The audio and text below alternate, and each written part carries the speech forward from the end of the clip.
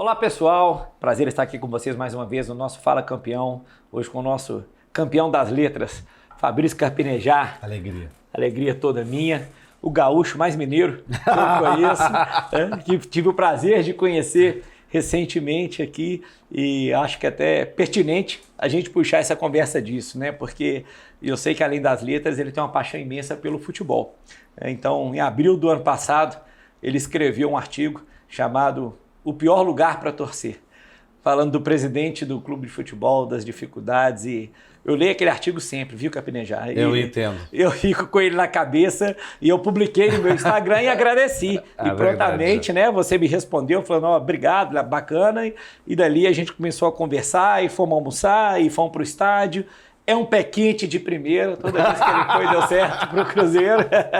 Então vou levar ele sempre no estádio quando eu puder. Todo torcedor do Cruzeiro que vê ele lá pode ter certeza que ele está ali para poder... Pode ter certeza que vai ganhar. para poder ajudar a gente, né? Mas antes de falar de Minas Gerais, essas coisas, a gente tem que começar nesse assunto que nos uniu, né? O futebol, o que o futebol significa para você, assim, que eu sei que você é apaixonado, né? E gosta de ir ao estádio. E eu quero, você tem que contar para nós de onde que veio essa luz, essa inspiração, se tem algum presidente, amigo seu que te inspirou quando você fez esse artigo, que para mim é muito marcante.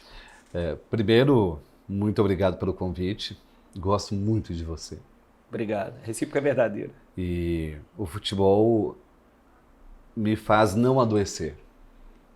Todo mundo diz que sou doente, o futebol me estressa, o futebol me deixa em ataque de nervos. Não. É uma libertação de todas as emoções possíveis. Emoções que eu não conheceria em nenhuma outra área. Numa semana pode ser uma derrota cachapante, na outra uma vitória redentora ao final. Você lida com a esperança e com a angústia em alta voltagem. O futebol é um vício, porque você se mobiliza. Não é um passatempo isolado, é toda semana, é preparação. É 2 vezes por semana? É 2 vezes por semana, somente com o seu time. E tem que secar os rivais. Ou seja, é algo que vai dominar praticamente o seu cotidiano. E é muito difícil, eu estava até pensando nisso. É possível um casal cruzeirense com atleticano? É possível. Existem muitos e muitos casais. Existe. Mas eu não sei se é possível ter um melhor amigo de outro time. Não é possível. É muito complicado. Se os dois são extremamente... Depende do nível do radicalismo. Se os dois são extremamente torcedores, é muito complicado. Meu melhor amigo, ele é do mesmo time que o meu. Lá no Sul, é o mesmo time. Ou seja, eu não sei se eu ia conseguir ser melhor amigo, por exemplo, de um gremista. Eu teria uma imensa dificuldade. Porque chegaria um momento em que a frauta, a zombaria, a implicância passaria do ponto. E a sua paixão é desde pequeno? Você já ia ao estádio desde pequeno? Não foi uma coisa que você foi sentindo depois? Eu sou um desertor. Toda a minha família é gremista. Meu pai é procurador de justiça, promotor hoje, aposentado. Gremista, meus 2 irmãos são gremistas e eu não consegui bater com o tricolor. Não teve paixão. E eu lembro que eu fui sozinho com meu primo a um jogo do Inter e eu vi aquela maré vermelha e aquilo me enfeitiçou. Foi escolha. Time é escolha. Time você escolhe uma vez para passar toda a vida com ele. E qual a idade isso? Cedo, pelos 8 anos. Pelos 8 anos. É aquela idade que tu vai escolher, não é aquela idade imposta, induzida, né? Mas existe uma cultura no Rio Grande do Sul meio de imposição do time. A criança está no hospital, recebe o fardamento de um tio ou de uma tia. Ah, vai ser gremista, vai ser colorado. Geralmente quem mais gosta de futebol, porque eu falo, pode ter filho, o pai igual o pai ser gremista, o filho Inter, o pai ser atleticano, o filho cruzeirense, mas eu falo, dificilmente o filho vai fugir do pai se o pai fizer questão e for muito ao campo. Eu acho que isso costuma acontecer com mais frequência em estados com mais opções. Sim. São Paulo ou Rio de Janeiro. Mas Rio Grande do Sul Rio Grande do Sul e Minas Gerais, eu não acredito. É meio difícil virar a casaca da família. Você tende a entrar num circuito familiar. E o futebol é onde eu explodo, é onde eu xingo, é onde eu mostro os meus sentimentos mais primitivos, nunca atacando ninguém. Claro. Né? A única vítima sou eu mesmo. Mas a minha esposa pensou, a mineira, a Beatriz, pensou que ela tinha casado com um intelectual. Mas casou. Não, ela acreditava que eu era aquele tipo de intelectual que ficava lendo, ia no cinema, e não se ligava a um esporte popular como o futebol. Quando ela descobriu, a gente já tinha 2 meses de relacionamento, porque a gente começou a se relacionar no momento em que havia o recesso do futebol. Uhum. Aí ela pensou que eu não me importava com futebol. Começou os campeonatos. Pararam os jantares. Parou o jantar romântico. Nem na rua, nem em casa. Acabou o passeio no final de semana. A lua de mel desmanchou-se de repente. E aí ela não acreditava que eu era tão fanático. E até hoje ela não entende. Quem não gosta de futebol não vai entender quem gosta de futebol. É verdade. E aí você fala uma coisa naquele artigo que é interessante, que você está falando de esposa, e eu lembrando da minha, que é a parte do presidente, como que você, às vezes é isso, você perde amizades, porque aquele amigo, o seu melhor amigo apaixonado com o time, tá bravo com a derrota, ele te xinga, ele não quer saber. Xinga. A sua esposa fica brava porque você está se submetendo a uma exposição pública e na derrota um lixamento público, e na vitória um aplauso fora do comum, né? Sinceramente, eu não sei o que passa na cabeça de uma pessoa para querer ser presidente de um clube. Eu não sei. Deve ser muito louco. Mas você tem algum... O que te inspirou, né? Como é que você parou e pensou? Falou, realmente é muito ruim o lugar que esse cara tá assim. Não, eu sou poeta. Eu me coloco no lugar do outro. Eu tenho empatia. A empatia é que faz a conexão com a minha linguagem.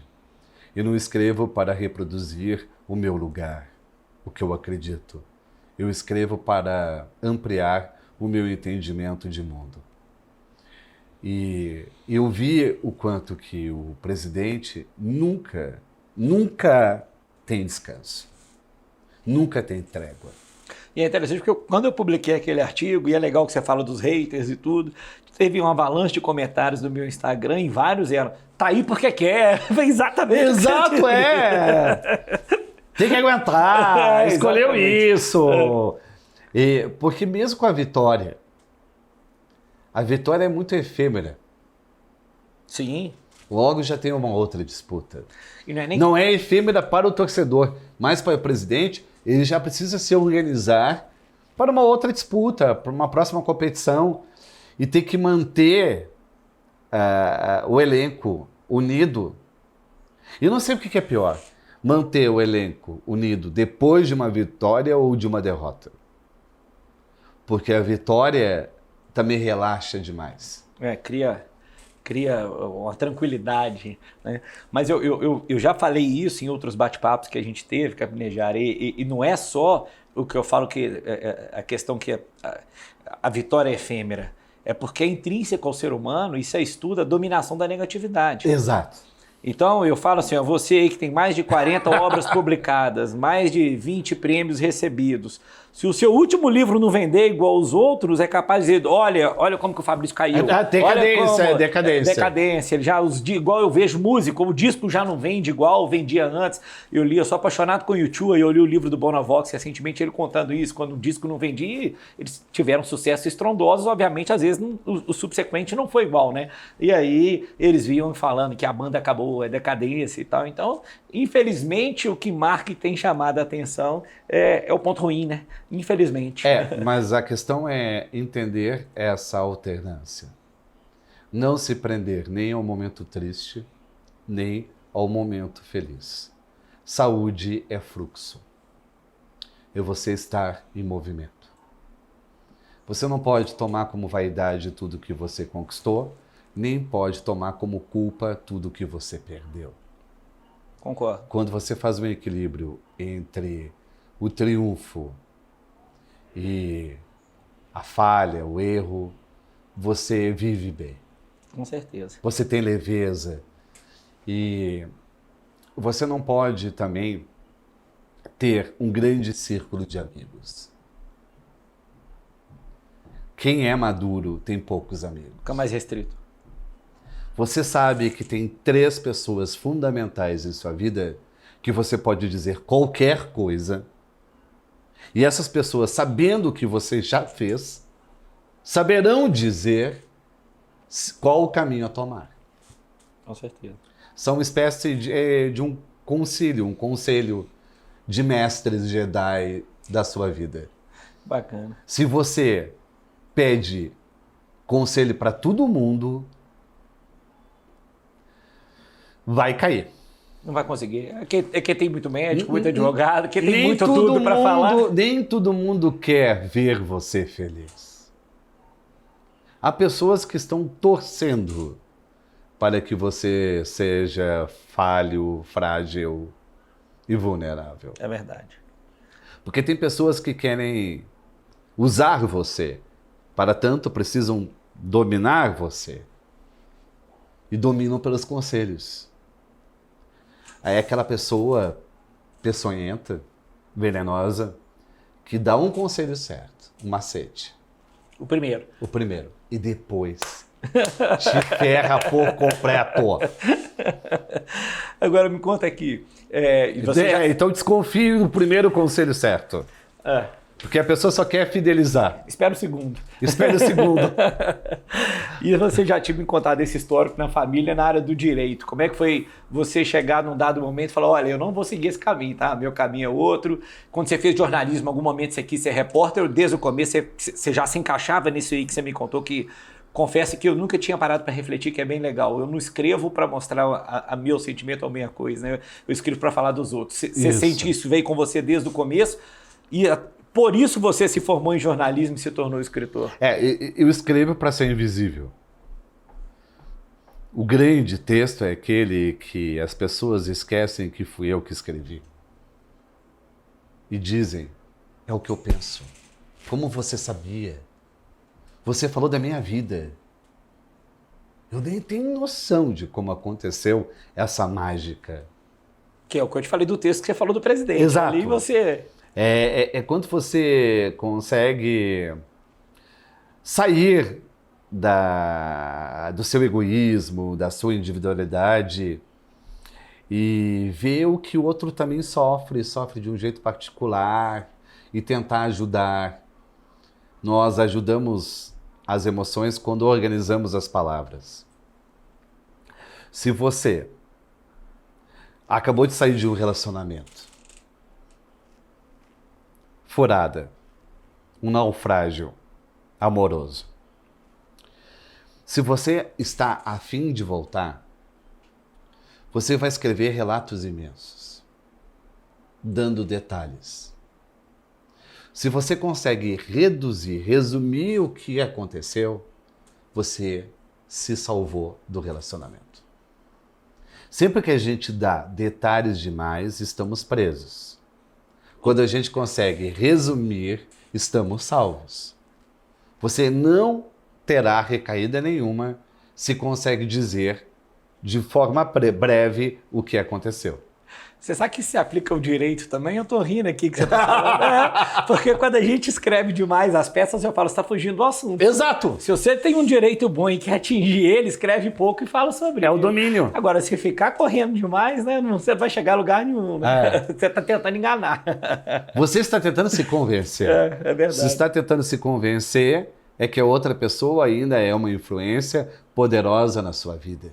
E aí, que dia que você chegou a essa conclusão? Como que foi essa formação para você falar assim, não, eu quero ser escritor, né? Porque Jornalismo, eu acredito que os seus colegas de jornalismo, 80% queriam ir para televisão apresentar programa, ser jornalista esportivo, político, etc. e tal. É que eu não falava bem. Eu escrevia bem. E eu tinha trauma em relação à dicção. Eu fiz fono durante muito tempo, grande parte do bullying veio em cima do jeito que eu falava. E eu nunca me imaginei na televisão ou no rádio. Uhum. E foi aonde eu acabei indo. Porque a gente não tem ideia do que somos capazes. Acho que quando você tem uma dificuldade, incrivelmente tem mais chance de ir longe. Porque você tem essa dificuldade como mola. Você é mais atento com essa dificuldade. Você se mobiliza para vencer um desafio. Quem é muito talentoso costuma ser preguiçoso, porque faz tudo com facilidade.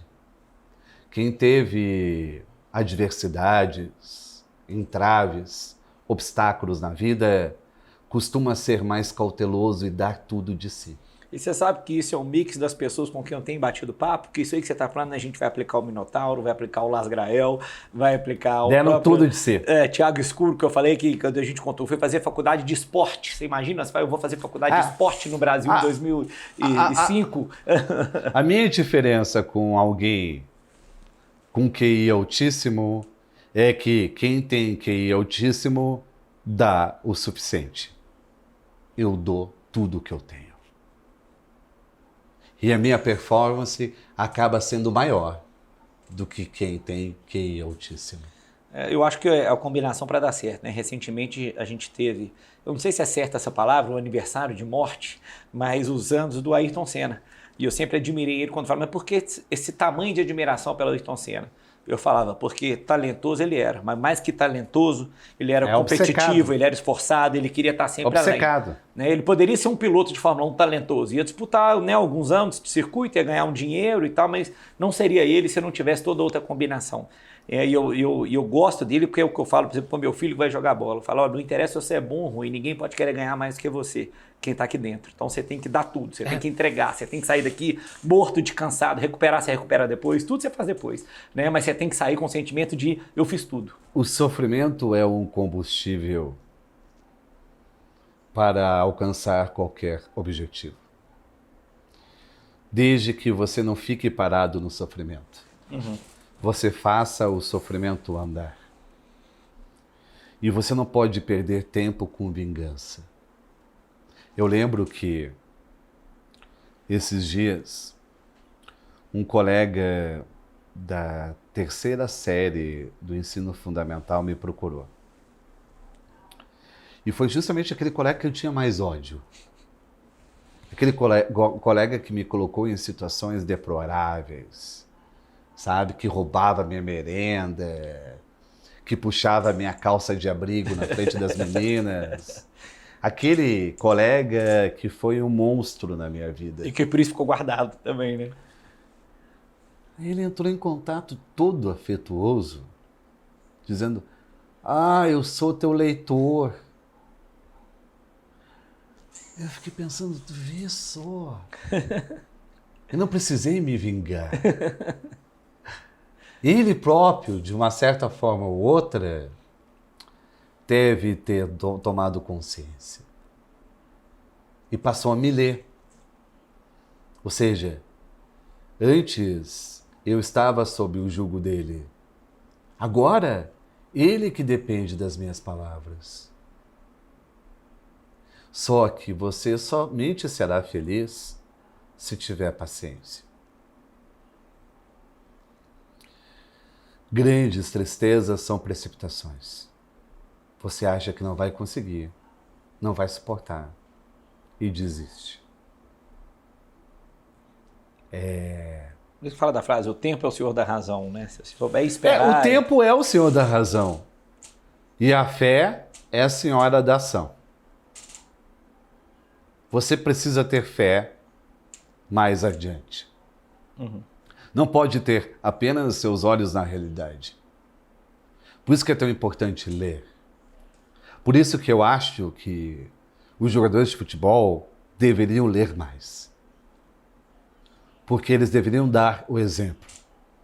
Se os jogadores de futebol aparecessem em suas redes sociais com livros, a gente mudaria os índices de leitura do país.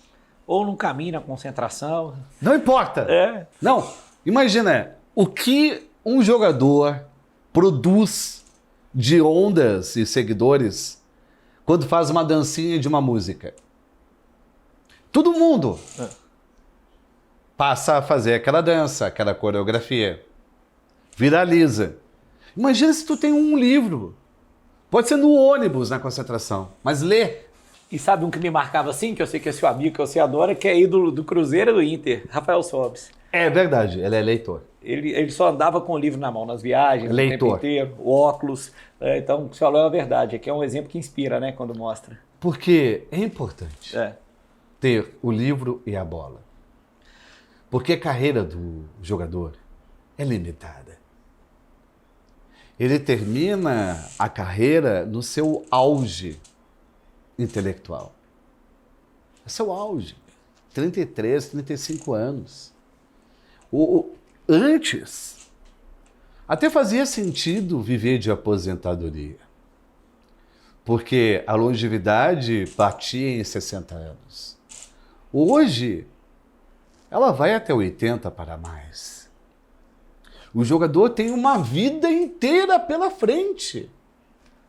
Ele tem que pensar nessa segunda vida, É verdade. que é mais longa do que a carreira que ele teve no futebol. E até porque, estatisticamente, são poucos, proporcionalmente, que ganham dinheiro suficiente para nunca mais fazer nada. Exato. Né? A grande maioria tem que ser alguma coisa, e muitos para esse lado, vai ser técnico, vai ser gestor, vai buscar, abre uma escolinha, enfim, né? E por que não seguir um caminho desse, né? E eu não estou falando apenas de literatura como ficção. Eu estou falando, pode ser livro de motivação, que eu acho que é importante. Claro. Você ter livro para cumprir objetivos, para ter mais foco, para ter mais disciplina, para rentabilizar resultados. Deveria ser mais presente, mais coloquial. Mudaria a mentalidade. O que eu sinto é que a gente tem uma noção equivocada do futebol como ópio do povo. A gente ainda não usa o futebol como engajamento, Sim. como uma ferramenta de engajamento. E é tão importante ter um presidente como você, que é um presidente com discernimento, com cultura, com experiência na sua área de atuação, jurídica. Mostra que você tem outras ambições. Não é somente alguém que está lá de uma forma carrapata, simbiótica, no futebol. Você não precisava do futebol. Você está acrescentando coisas ao futebol. Tentando fazer diferente, né? E Exato. misturando conhecimentos para aplicar de forma diferente. Sair Administração, economia, é o que a gente área fala, jurídica. A gente precisa ter mais cabeças arejadas no futebol. Não tinha que ser alguém que é apaixonado por futebol. Não. Não, porque esse vai ser mais pivô fácil dos empresários. Verdade. Agora, falando em ler mais, eu tô aqui... O Depois é Nunca foi triste. Eu sei, eu li isso aqui praticamente uma viagem que eu fiz, de tanto que eu gostei e fui agilizando a leitura dele, que você me deu de presente quando passado da gente se conheceu. É o último, não é? 43? Quantos livros? Eu tenho 50, incrivelmente. 50? Eu tinha visto por volta de 40. Aí me esse livro é igual filho, você sabe o nome de todos? Não tem jeito de saber não, tem? Sei Você consegue todos. saber? Imagina, 50 filhos, você conhecer todos. Eu conheço todos. Aqui. Eu gosto da minha mãe, que a minha mãe tem uma história bonita aqui. A minha mãe, ela tem mais livros inéditos do que publicados. Ela é poeta. Então ela tem 15 livros publicados e uns 25 inéditos. E ela veio com uma historinha para cima de mim, dizendo que não lembrava dos seus poemas. Óbvio que lembra. Ela vai saber que o poema é dela, né? Que foi ela que fez. E eu fui testar. Eu roubei 2 poemas dela. Ela tem um baú com os livros que ela não publicou. Roubei, escrevi à minha mão. 2 poemas, sem ela ver. Fui para casa, telefonei para minha mãe. Mãe, eu fiz 2 poemas maravilhosos. Eu gostaria de lê-los. Posso ir aí? Fui lá. Ela me recebeu na varanda com chimarrão. E eu fui ler o poema. Primeiro poema e depois o outro poema. Na hora que eu estava terminando o segundo poema, ela disse: Para aí, para aí. Tem alguma coisa errada. Eu conheço. E eu falei: o que, mãe? Você está escrevendo muito bem. São seus melhores poemas. Ela não descobriu. Não descobriu mesmo? Não descobriu. Aí você tem que chamar ela para publicar agora. Falar, mãe, tá aí? Não, o que eu pensei, eu posso roubar um livro dela e botar no meu nome que não tem dificuldade nenhuma. Ela não vai perceber, ela não vai reivindicar a autoria. É uma história engraçada da minha mãe. E tem nesse meio, igual, né, eu falo, o livro do filho, né, essa comparação no meio, você realmente não tem jeito de ter um preferido? Claro que Não. você deve ter os marcantes. A minha mãe fez uma sacanagem primeiro, conosco. que te projetou, claro. A minha mãe fez uma sacanagem. Uma safadeza. Uma safadeza sofisticada. Ela me chamou em reservado quando eu tinha 8 anos. E disse: Fabrício, você é meu filho favorito. Mas não conte para os irmãos. E eu saí daquela salinha olhando meus irmãos com arrogância. Todo no nível acima, né? Sou melhor, eu sou o pica das galáxias. Sabe, ninguém é melhor do que eu. Eu sou o favorito da mãe. Mas deu um rebote. O rebote foi assim. Sabe aquele bolinho que sobrava na mesa? Eu deixava para meus irmãos pensando, tadinhos. Eles não são favoritos. Eles não são os favoritos da mãe. Brinquedo que eu nunca emprestaria, eu passei a emprestar. Tadinhos, não são os favoritos da mãe. Tudo, passeio, cinema, sorveteria, tudo eu queria repartir com meus irmãos porque eu fiquei com compaixão deles. Eu pensei como eles devem estar sofrendo, sendo deixados de lado pela mãe. Quando eu fui brigar, discutir uma vez com a minha irmã, já aos 30 anos, eu ia perder a discussão. Ela é promotora, não é fácil discutir com promotora. Família toda do meio, né? É difícil discutir com ela. Eu vi que eu perderia, que eu não estava com a razão. Profanei o segredo e joguei na cara dela. Você diz isso porque não é a favorita da mãe. E ela, como assim? Aí eu descobri que minha mãe chamou a Carla em reservado para dizer, você é minha filha favorita, não conta para os outros irmãos. Ela chamou o Miguel em reservado, falou a mesma coisa, chamou o Rodrigo só em você reservado. caiu nessa de acreditar. E chamou, não todos caíram. Mas você abriu mão sozinho das Não coisas? todos faziam a mesma coisa sem eu notar. Todo mundo deixava para o outro. A mãe criou uma cooperativa a partir desse estratagema. Porque todo mundo se ajudava pensando que o outro estava sendo preterido. E no fim, a moral da história é que todo filho é preferido. De um jeito, é preferido. Porque vai assinalar um momento da sua vida, um momento da sua história, e você deve fazer o mesmo que eu. É importante ter segredos com cada filho. Com certeza. Não ter aquela aparição para toda a família apenas. Faça um passeio com um filho e depois com outro e com outro, para que cada um tenha uma narrativa em particular com você. A gente costuma querer otimizar o nosso tempo e fazer tudo com todos os filhos. E o filho não se sente correspondido. Tem coisas que ele só vai falar a dois, com você, não na frente dos irmãos. Interessante, é você realmente falando do sentimento dos outros. Eu fiz isso recentemente. Eu tenho um filho e uma filha, a terceira chegando aí, e meu filho é apaixonado com futebol, e eu peguei isso do meu pai. Meu pai, quando fez 60 anos, hoje meu pai está com 74, o sonho dele era conhecer Praga, Budapeste e Viena. Aí eu falei que não vou fazer essa viagem com você. Aí foi eu e ele, acabou que foram mais 2 amigos, mas daquilo de só ir eu e ele a primeira vez. Sempre estavam mãe, ou irmão, alguém assim. E depois dessa nós repetimos algumas. Aí eu contando isso pro meu filho, falei que foi uma experiência muito boa, né, de só nós dois. Por isso, é a hora que você vai dormir, e realmente é uma coisa de amigo, igual viagem da adolescência, um tá tomando banho, o outro tá no quarto, que querendo dividir hotel e conversa e tal, parará. E eu fui com o meu filho, levei ele para ver um jogo de futebol do Cruzeiro. E o Cruzeiro acabou ganhando, e depois fomos para parque, brincando. E ele voltou, no dia seguinte, tudo foi contar na escola a viagem com o pai dele. E aí eu quero marcar outro e tal. E aí a minha filha já veio. Pai, eu também quero um agora, mas o interesse é diferente. Uma menina de 10 anos, ela quer que eu leve ela no show do Bruno Mars. Eu falei, não, eu vou te levar.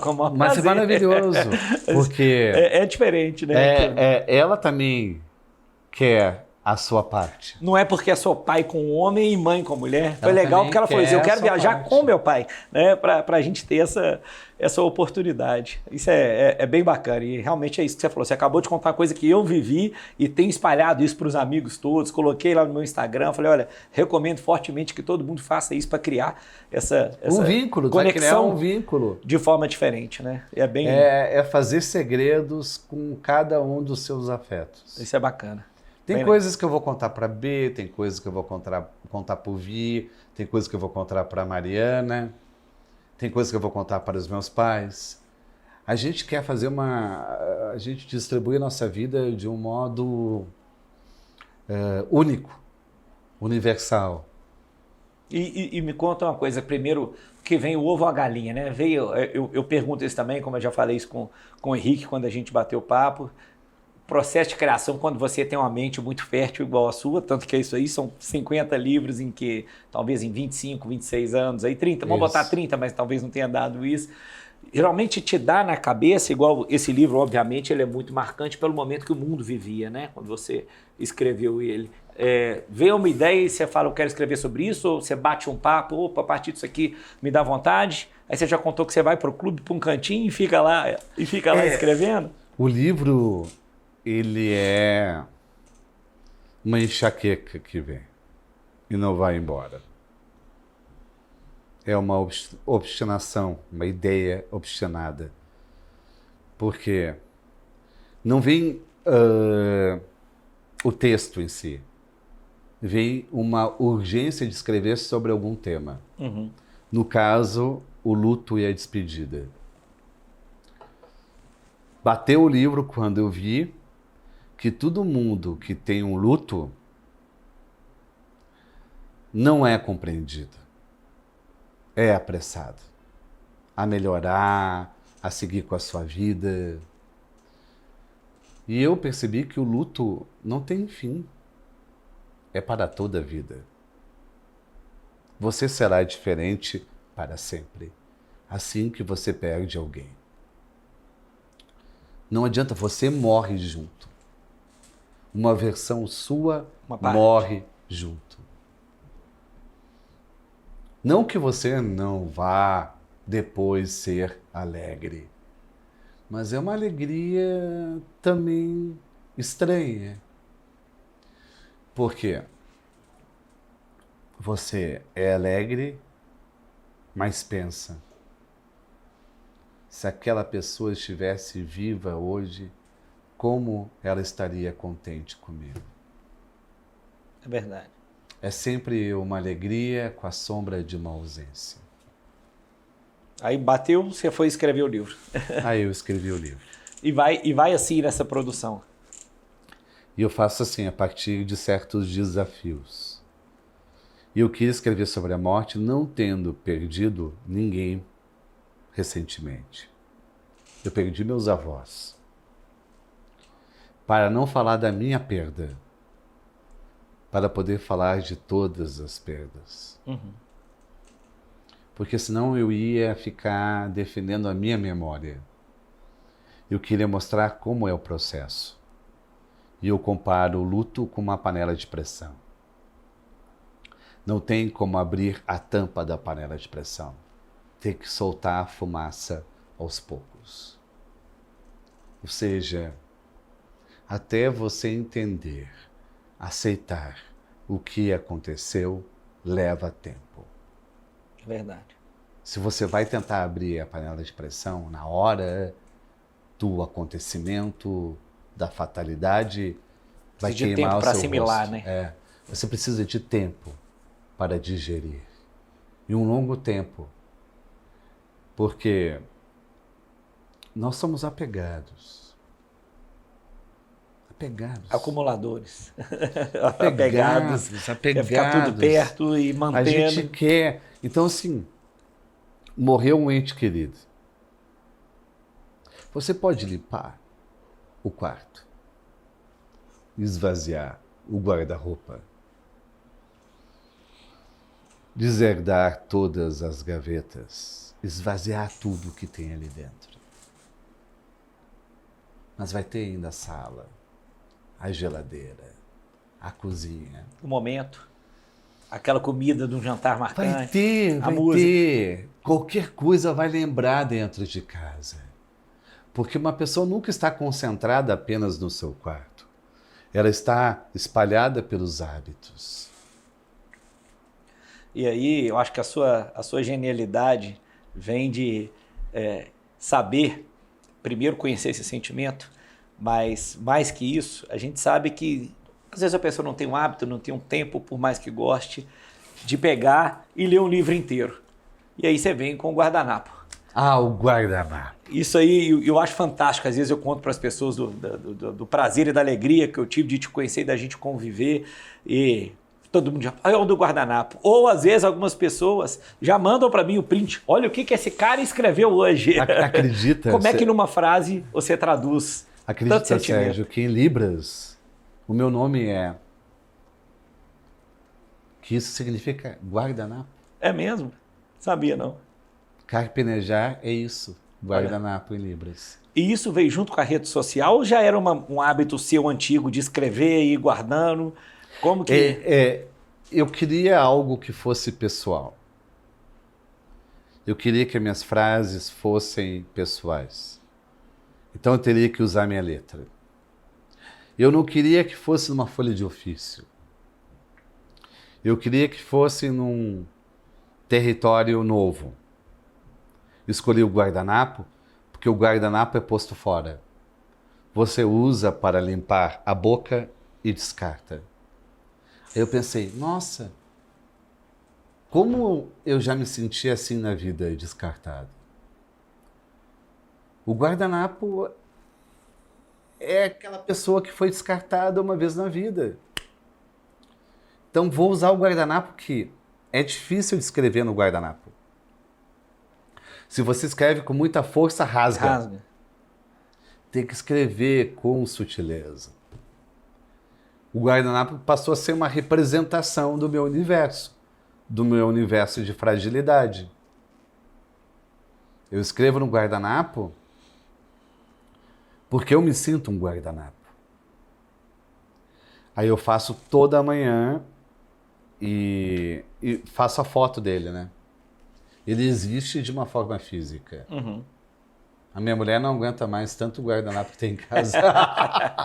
Mas então... é um guardanapo por dia, imagina. Mas então, é porque eu achei que poderia ter vindo, que você já usava ele fisicamente. Eu tive uma ideia e anotava e guardava no bolso e depois, eu vou trazer isso para o mundo digital. Então, não, eu sou de um tempo do correio sentimental de bar. Correio que você elegante, anotava... Festa junina.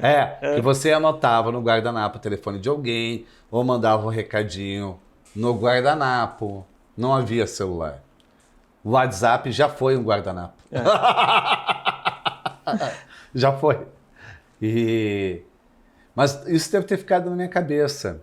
Essa saudade boa de um tempo. E eu passo mensagens, são frases São maravilhosos. estados emocionais. Eu sou um que eu printo e mando muito e recebo muito dos outros. Eu gosto, porque eu cito lá no meu Instagram algumas frases aleatórias também, que a gente vai pegando. Então eu falo que às vezes a frase te encaixa no dia que... É como se fosse um horóscopo. É um negócio absurdo. É um negócio absurdo. Vai, eu tô sentindo isso mesmo. Eles encaixam maravilhosamente bem. Agora, falando de coisas que já foram, né? Que você estava falando do WhatsApp, o guardanapo e o WhatsApp.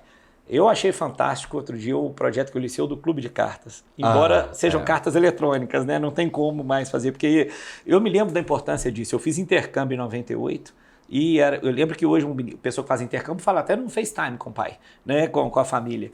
O meu era aquele negócio, a ligação era caro, eu tinha os dias certos para falar com a família e contava amigos e tal, contando o dia para chegar a carta, né? Hoje vai tentar explicar isso para os meninos. Meus filhos só conhecem carta do Papai Noel e do Correio no Natal, que tem no fim do ano, né? Mas não tem essa noção do que era você pegar e escrever uma carta inteira. Como é que surgiu essa ideia do Clube de Cartas? E já está um sucesso, né? Vamos aproveitar para divulgar. Há pessoas que nunca receberam uma carta na vida. Não tem dúvida disso. Nunca mandaram uma carta. Nunca foram até o correio escolher um selo. Nunca usaram aquela cola amarela da agência de correio. Nunca tiveram ansiedade da resposta. Nunca tiveram aquela expectativa. Lá nos Estados Unidos, as caixas de correio ficam bandeirinha para cima, né? Quando tem carta. Exato. Eu chegava e ficava, será que tem bandeirinha para cima hoje? E eu quis reproduzir no Clube de Cartas Corações Solidários essa atitude de proteção e de acolhimento, que é uma carta por semana. É um hábito, principalmente para quem está sofrendo uma perda ou uma despedida. É por e-mail, mas vem com assinatura, vem em forma realmente de texto, como se fosse datilografado, na maneira antiga. E é uma forma de socorrer. Porque quem sofre muito não tem tempo para pensar nas suas dores. A carta é quando você tem aqueles 10 minutos de reflexão. Você ajeita por dentro tudo o que você está sentindo. Não fica tão apertado, tão confrangido. A carta é importante como uma higiene mental. Você deveria escrever cartas para si mesmo. Que é um diário. Que é o diário. Mas escrever uma carta quando você tem 19 anos para ser lida quando você tiver 20. Escrever uma carta aos 20 anos para ser lida quando você tiver 21.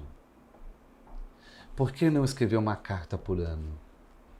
Dizendo o que você está sentindo e o que você gostaria de dizer para si mesmo no futuro. E analisar a sua evolução de um ano para o outro. Depois, imagina juntar 10 anos de uma carta. Interessante. Nunca tinha pensado nisso, não. Mas é bem bacana mesmo. Aí você vê a tua história, o que você queria, o quanto que as motivações mudaram de repente, o quanto aquilo que não era tão importante passou a ser. Eu acho que quando você formou em jornalismo, você nunca imaginou que você seria um terapeuta no aspecto de ajudar as pessoas, como você contribui, né? Imagina o tanto de carta e agradecimento que você recebe desse jeito. E esse livro, depois que eu li, eu, graças a Deus também, como você recentemente, já tive perdas significativas da minha vida, mas não tive. Mas quando eu lembrei disso e indiquei para algumas pessoas por causa disso. Realmente eu imagino que dá conforto a muita gente, né? Você conseguir fazer essa expressão de sentimento da forma como faz. É aquele livro que não me tornou um autor melhor, me tornou um ser humano melhor. Eu estou mais receptivo. Meu abraço está melhor. Minha paciência está melhor. Minha compreensão está melhor. Eu não estou tão afoito. Eu vejo, e aprendi isso com a vida, de que a pressa é vaidade. você faz tudo com pressa, age com pressa, porque você se sente muito importante. Quanto mais poder alguém tem, mais pressa, mais vaidade. Menos tempo para os outros. O que adianta ter posses e não ter tempo? Nada. O que adianta ter fortuna e não poder visitar os amigos, a família, os pais? Não poder fazer uma viagem de imprevisto. Não poder buscar o filho na escola. Não poder buscar o filho na escola. Não poder ficar no sofá assistindo uma série ou um filme. E depois que a vida passa, nenhum dinheiro compra o tempo que passou. Eu falo o que acontece. Esse dinheiro vai ficar para os filhos que vão fazer exatamente isso que nós estamos falando agora, né? A gente só se dá conta disso quando fica doente. Quando você vê que o tempo está mais escasso, né? Você Aí o tempo diminui e você pensa, o que eu fiz da minha vida? Aí parece que quando a morte se aproxima, você passa a viver com mais intensidade. Eu acho que a grande cilada de Deus é fazer com que a gente não conheça o dia da nossa morte, para ver se a gente realmente é de verdade. Se a gente faz porque quer ou se a gente faz para não morrer. Tem razão. Eu concordo com quase tudo aí. Não, Tudo. Desde o começo você falou. Mas olha, um tema que eu gosto também, o tempo nosso tá acabando, a gente podia ficar falando sobre isso aqui horas e horas, porque é uma aula gratuita de quem a gente às vezes, né, que te acompanha, te lê e tal, e adora os seus pensamentos. Mas aí na primeira vez que a gente almoçou, a gente começou a fazer umas brincadeiras e não comparando, né, mas realmente mostrando as diferenças e o que você gostava quando você, né, casando com a Beatriz, de quem você fala bem e elogia o tempo inteiro, mudou para Minas Gerais. E eu lembro no almoço, o mineiro é assim, e o gaúcho é mais fechado, né? Não, pelo contrário, o gaúcho é escandaloso. O gaúcho é selvagem. O gaúcho grita na hora de cumprimentar alguém. Tantas vezes a Beatriz, quando morou em Porto Alegre, ela me cutucava, eles estão brigando? Não, eles estão se cumprimentando. Eles não estão se matando. Ela pensava que eles estavam discutindo. Não, Beatriz. É assim mesmo que as pessoas se despedem. É meio italiano. Não, é pior. É pior. E eu estou mais aminerado, no sentido de ter mais calma. Eu cometi um grande erro. Eu vim para BH direto para um programa diário na Itatiaia. A tradição do jornalismo gaúcho é a implicância.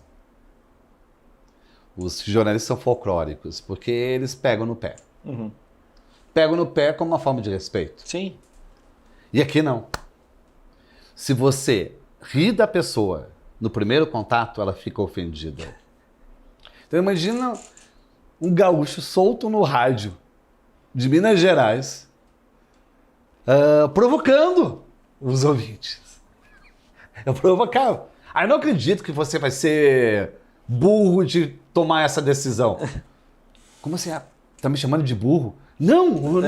O jeito de dizer. É humor, entendeu? É tipo, é um carinho estranho. Então eu senti a diferença. Hoje já tá em casa. Hoje eu sei como funciona. Hoje come tropeiro, toma cachaça, vai pro Mineirão. Eu não começo a rir no primeiro encontro, porque para o mineiro risada é merecimento. Risada é sobremesa. Para o gaúcho é entrada. para o mineiro é sobremesa. Você só vai rir com quem é muito amigo seu. E mineiro, ele tem uma paixão pela família. Até hoje eu acho que eu não conheci toda a família de Beatriz. Eu sempre surge um primo novo. Como vocês têm primos? Mas foi com a família do interior, 18 filhos e primo para todo lado. Mas como pode? E todo mundo reunindo ao redor da comida, né? Como pode? Você já sai com metade dos votos dentro da família. Ou não, né? Eu não sei se frequentou interior. Interior, então, isso é mais Muito marcante forte. ainda do que a família que vem de Não, capital. e tem uma sensação de que Minas é um ovo. Porque você sempre vai conhecer alguém de determinada cidade. Não importa, vai conhecer. E olha que tem 853, hein? Tem bastante cidade. Quer ver? Podemos fazer o teste. A mãe da minha esposa, ela nasceu em Rio Espera. Rio Espera? Não, eu não conheço, não. Pô, tu vai queimar a minha estatística? Rio Espera? Onde que é? Nossa, vai queimar a estatística. Não, eu conheço bastante cidade, mas você tem certeza que Tu conhece Noruega, Catas Altas? Catas Altas, aí sim eu Conhece? Conheço. Ali perto. De nome. Ah, tá. Aí eu já conheço. Sempre deve ter alguma cidade perto que a gente vai conhecer. Porque aí tu vai fazendo a proximidade. Se a pessoa não tem alguém conhecido naquela cidade, tu coloca a cidade do lado. Se não tem na cidade do lado, coloca na outra cidade. Até achar alguém. Mas acha. E falar do tour gastronômico, então, o que tem em cada cidade de bom, aí é sem limite para falar de Minas Gerais. Em Minas tem a comidinha sem parar. Que é muito boa, por sinal, né? Não, é uma comidinha sem parar. Sabe, não tem. Eu acho que o mineiro só gosta de receber visita para poder comer mais. É bom. Que, aliás, a lenda do futebol, que eu falei que foi fenomenal e marcante, tem colunas, né? Mas fez uma coluna uma vez dos mineiros que eu te mandei e falei assim: você não podia ter retratado melhor. Meu amigo, eu quero te agradecer. Muito obrigado. A gente não estourar aí o seu tempo e o nosso, mas acho que, igual eu falei, um bate-papo desse aqui dá para fazer um por dia que não vai ter motivo para a gente acabar Mas aí tem que assistir os outros episódios. Só tem gente boa aqui. Eu só tenho realmente a te agradecer. Obrigado pelo convite. Muito obrigado. É um prazer sempre te receber. É um prazer a gente continuar aí andando pelos restaurantes e estádios de Minas Gerais. Quero sempre estar do seu lado aí, porque é isso que a gente está vendo aqui agora.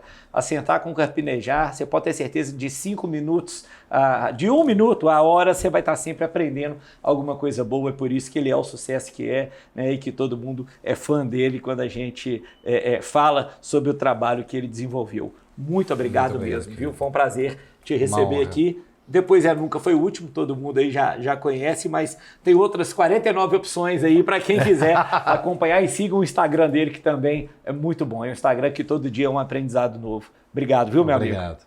Pessoal, obrigado. Mais um Fala Campeão com esse campeão aqui da literatura brasileira que nos orgulha cada vez mais. Continue acompanhando a gente e até o próximo.